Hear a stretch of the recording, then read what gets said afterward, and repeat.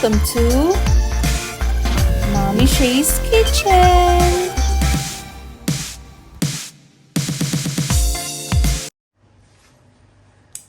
Magandang araw! Ngayon ay magluluto tayo ng Filipino style lasagna.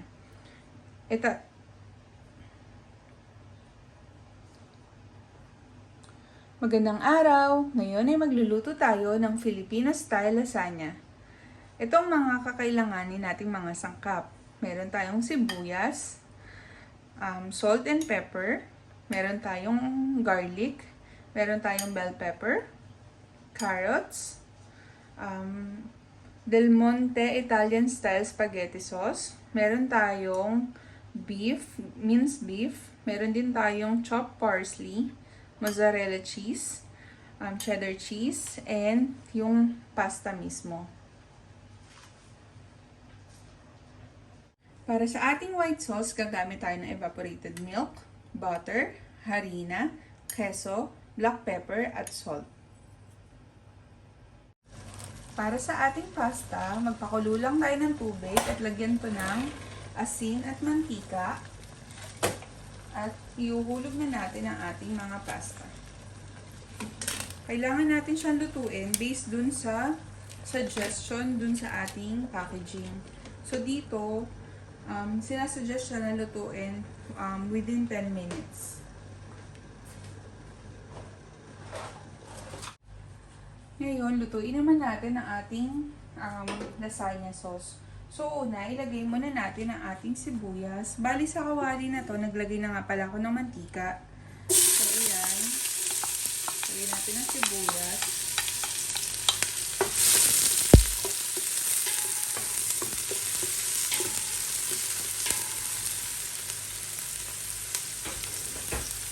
Tip nga pala, kapag alam nyong masyadong mainit yung mantika, ang una nyong ilagay ay yung sibuyas kesa sa garlic.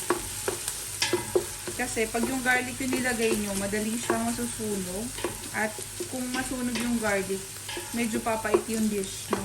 Kasi pag nasusunog yung garlic, nagbibigay siya ng bitter taste. Pero pag yung onion kasi, ayan, hindi naman siya ganun kabilis maluto, katulad ng garlic. So, ayan. Pwede na din natin isama ngayon ang ating garlic. Ayan.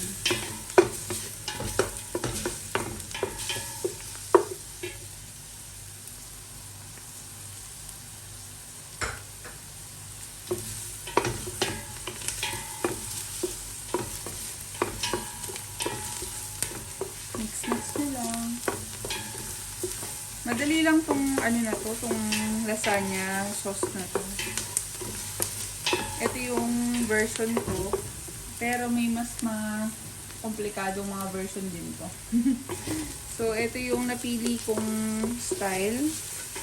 After so many trials and errors, ito yung pinaka nagustuhan kong lasagna recipe. At gustong-gusto din siya ng asawa at anak.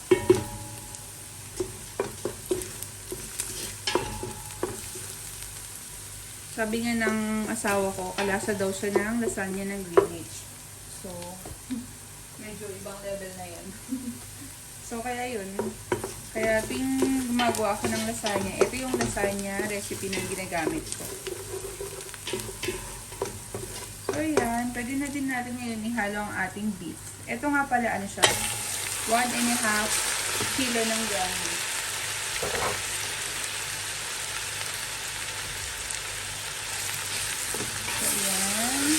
Mix lang natin.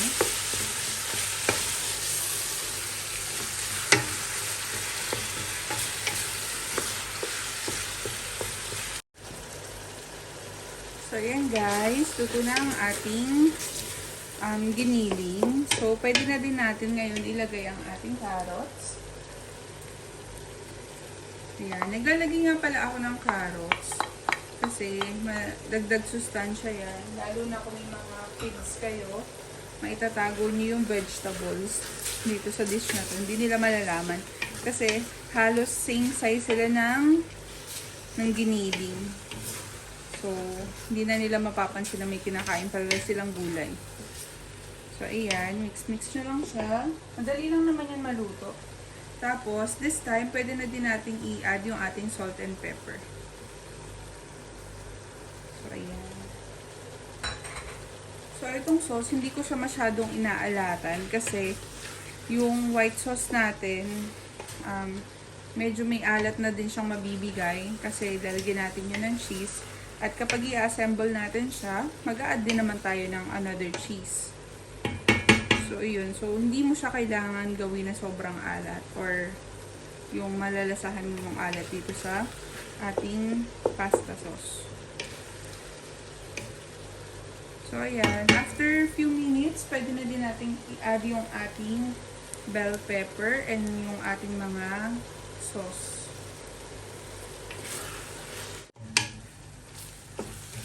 So, ayan guys. Ngayon, pwede na natin isama ang ating bell pepper.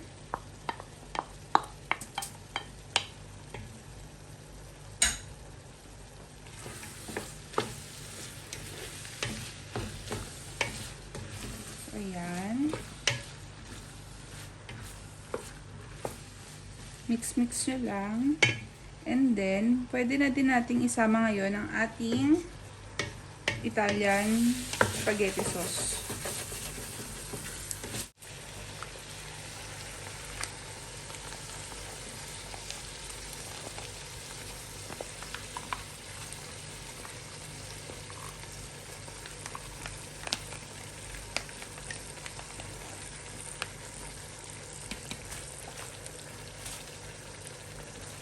Mix muna natin yung isa.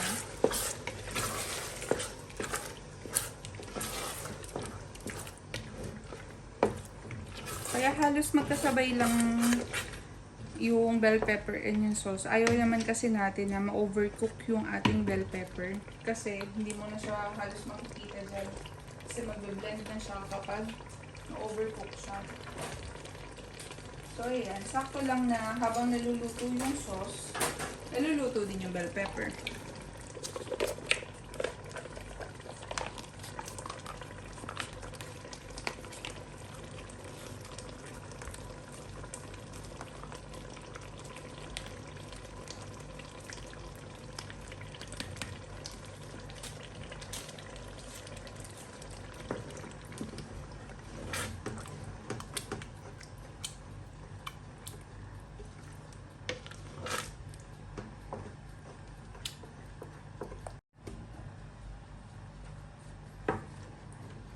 So, ayan guys, almost cook na ang ating red sauce. At dahil inaantay na lang natin siyang mag-boil or magpantay yung kulo, pwede na natin siyang i-transfer sa mas mahinang apoy. So, ayan. Tapos, pwede na tayong magsimulang gumawa ng ating white sauce.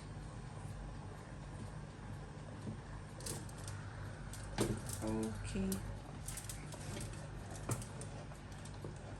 So, ayan guys, sa isang pan, maglagay tayo ngayon ng butter.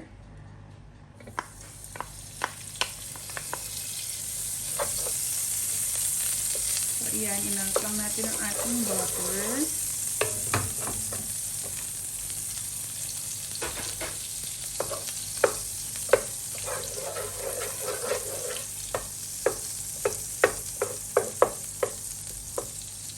So, ayan, habang inaantay natin siyang mag-melt mabuti, don't forget to stir our red sauce.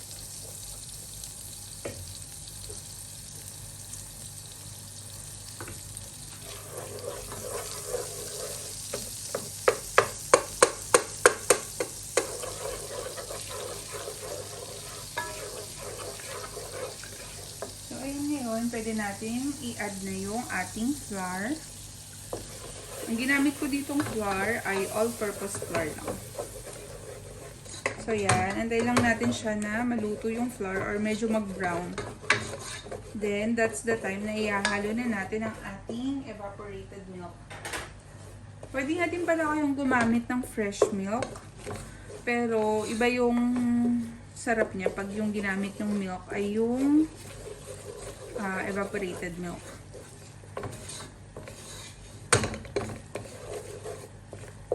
So, yan. Wait lang natin siyang mag-brown.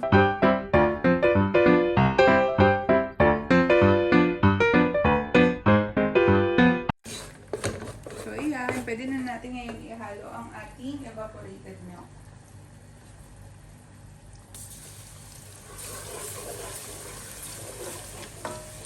Ayan. Tapos scrape nyo din yung mga nasa gilid-gilid. Ayan. Then this time, pwede nyo nang medyo lakasan yung apoy. Kasi meron naman ng liquid.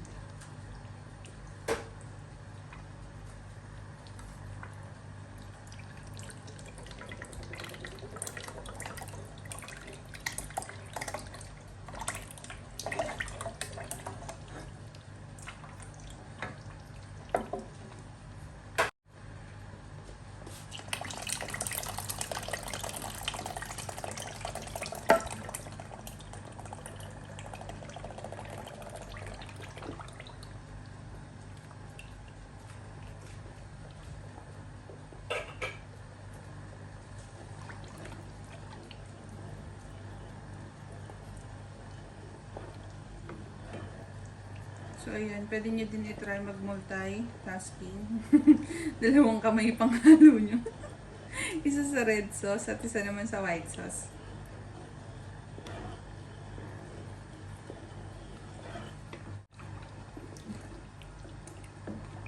So, ayan ngayon. Nakikita nyo na medyo umuusok-usok na yung ating white sauce.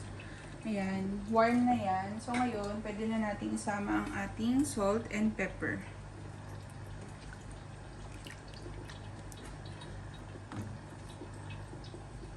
Konti lang din yung salt kasi maalat yung yung cheddar cheese.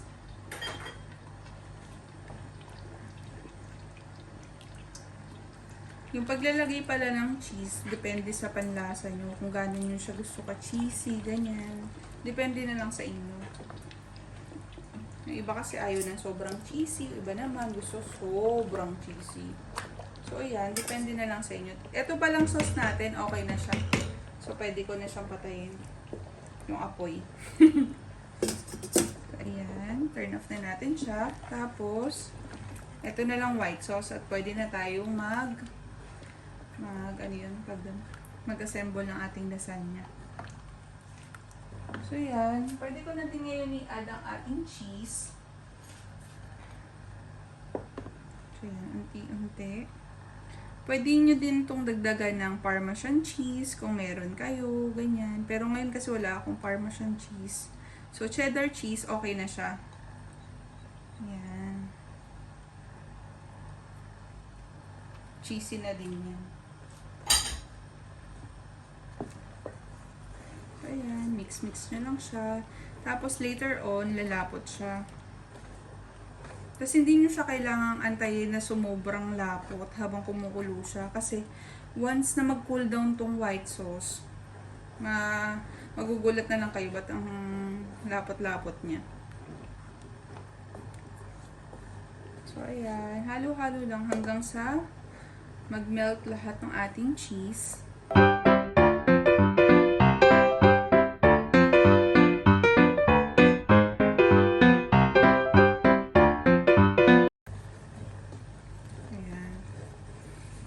Pag nagpantay na yung kulo, okay na yan.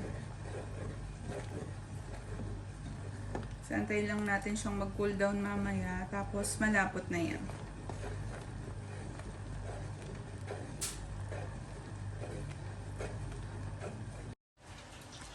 So, ayan guys. Ngayon naluto na yung ating pasta sauce, tsaka yung ating white sauce. Nag-cool down na din siya. Ngayon, mag-a-assemble naman tayo ng ating lasagna. So, ang una natin gagawin, dito sa ating baking tray, maglagay muna tayo ng sauce as base. So, ayan. Be generous. So, ayan.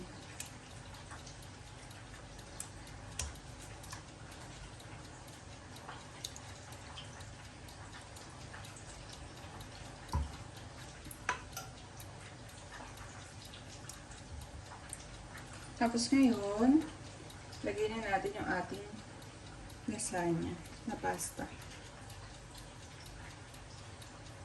So ako, sa isang nilalagay ko 4 kasi pinag-overlap ko siya. So ayan. Tapos ngayon, after na mailagay yung pasta, Lagyan mo uli siya ng red sauce. Tapos kalat-kalat mo lang, ganyan.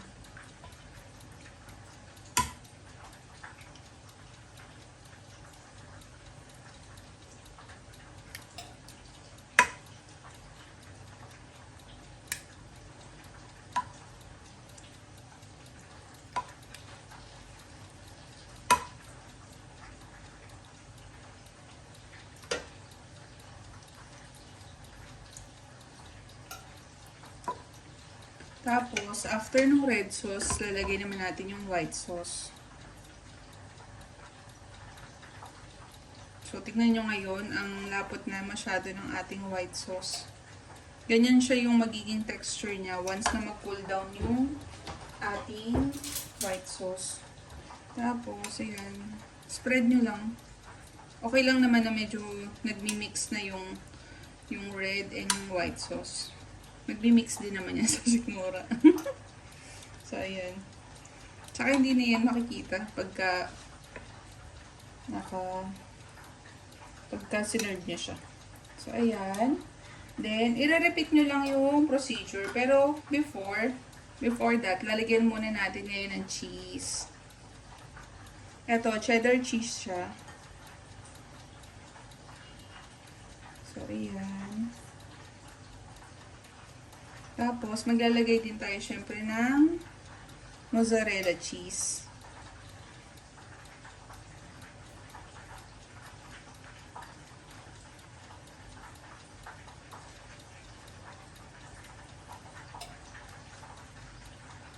So, ayan. Tapos, repeat lang. Pasta, red sauce, white sauce, cheese. Tapos, ulit lang hanggang makatapos. Kaya hanggang sa top.